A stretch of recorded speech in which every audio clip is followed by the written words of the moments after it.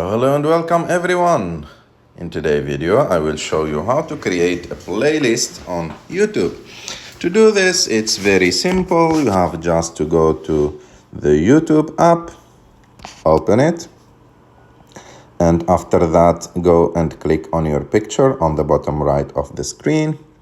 And as you can see, after there is an option called playlists and there is plus icon. You have just to click on it, and after that you have to give a title to your playlist and choose if you want this playlist to be private or unlisted or public, and the difference between private and unlisted. So for the unlisted, so no one will see it, only the people with link can view that playlist. And private, so only you can view this playlist. And for public, that means that everyone can see that playlist. So for example, I will make it public, and after that you can choose if you are open for people to collaborate with you on this playlist.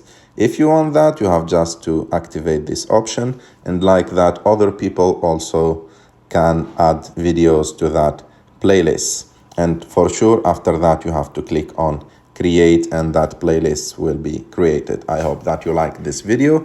If you like this video, don't forget to subscribe to our channel, to like this video, and see you in the next one.